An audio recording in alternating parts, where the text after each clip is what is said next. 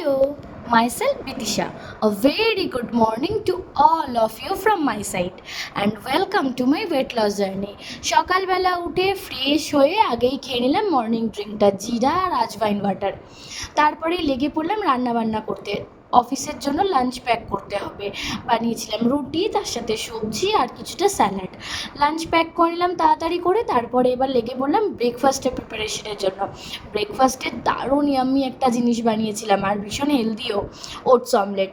অনেক কিছু ভেজিস দিয়ে বেশ ঝাল ঝাল করে একটা ওটস অমলেট বানিয়ে নিয়েছিলাম আর তার সাথে নিয়েছিলাম একটুখানি টমেটো সস। দারুণ লাগলো। ব্রেকফাস্টটাই যদি এত সুন্দর হয় সারাদিনটা তো ভালো কাটবেই। এটাই খেয়ে নিলাম, তারপরে বানিয়েছিলাম নিজের জন্য এক কাপ কফিও। সকালবেলা উঠে রোজ রোজ হয়তো সময় হয় না, বাট যেদিনকেই হয় কফিটা বানিয়ে খাই, দারুণ রিফ্রেশিং লাগে।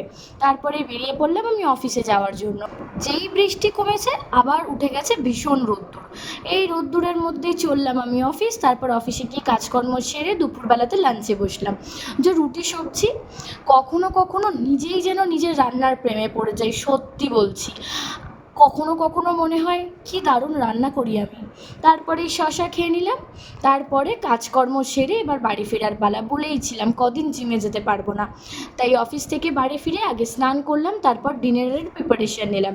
ডিনারে ছোলা মটর ভিজিয়ে রেখে সেটাকে সেদ্ধ করে একটু শশা পেঁয়াজ আর ভাজা মশলা দিয়ে একটা চাট টাইপের বানিয়েছিলাম, ওটাই ছিল রাতের ডিনার। তারপর সেরে নিলাম নিজের স্কিন কেয়ারটাও। তারপরে এবার আমি ঘুমোতে যাব। আমি তো গেলাম ঘুমোতে। তোমরা কিন্তু জানিয়ে যেও ভিডিওটা কেমন লাগলো। টাটা।